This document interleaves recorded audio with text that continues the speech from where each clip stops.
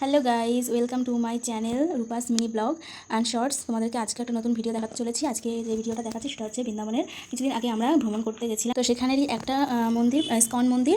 তো সেই মন্দিরেরই একটা ভিডিও তোমাদের সাথে শেয়ার করতে চলেছি। ইস্কন মন্দিরের ভেতরটা বাইরেটা তুলতে পারিনি কারণ খুবই ভিড় ছিল।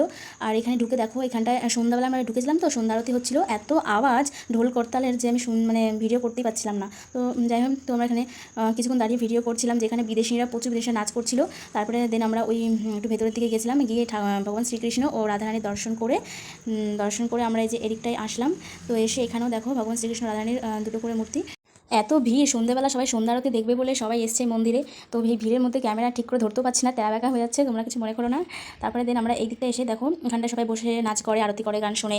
তো এখানে অনেক মানুষ দেখো বসে রয়েছে। তো আমরা কিছুক্ষণ বসে এখানে ভিডিও করে তারপর আমরা কীর্তন শুনছিলাম বসে অনেকক্ষণ, কারণ খুবই ভালো লাগছিলো কীর্তনটা শুনতে। সন্ধ্যাবেলা তো তাই কতক্ষণ বসে আমরা কীর্তনটা শুনছিলাম। আর কত লোকজন, নানান জায়গার কত জায়গা থেকে কত লোকজন আসে। তারপর আমরা চলে গেলাম প্রেম মন্দির দেখতে। প্রেম মন্দিরে ঢুকছি, আমরা মন্দিরের দিকে যাচ্ছি গেট থেকে। এই বৃন্দাবনে আসবো যে কোনোদিনও ভাবতেই পারিনি। তো শুনেছি নাকি রাধারানী না কৃপা করলে নাকি বৃন্দাবন যাওয়া যায় না। তো হয়তো আমাকে ওনাকে একটু কৃপা করেছিলেন, তার জন্য আমি বৃন্দাবন দর্শন করতে পেরেছি। তো প্রেম মন্দিরটা এতই সুন্দর, আর রাধাকৃষ্ণ যত নীলা করেছিল, সেই সবই এখানে সিনারি আকারে করা রয়েছে। দেখতে পেলে রাধাকৃষ্ণের রাসলীলা ওখানটায় যে সিনারি করা রয়েছে। তো এখানে আমরা বসে কিছুক্ষণ দেখছিলাম যে ঝর্ণার জলগুলো উঠছিল। এই ঝর্ণার জলের মধ্যে অনেক রকম সিনারি হচ্ছিল, মানে যারা বৈষ্ণবরা কীর্তন করছে এরকম।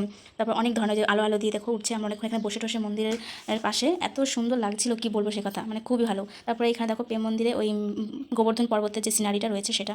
তো আমাদের এখন মন্দির দর্শন হয়ে গেছে, তো আমরা এখন বাইরে বেরোবো। তো তোমরা কে কে বৃন্দাবন এসছো, মন্দির দর্শন করেছো, কমেন্টে বলো। আর কারা কারা এখনও আসোনি, যারা আসতে চাও তারা কমেন্টে রাধে রাধে লিখে যাও। দেখবে রাধারানী তোমাদেরও মনের আশা একদিন পূরণ করবে।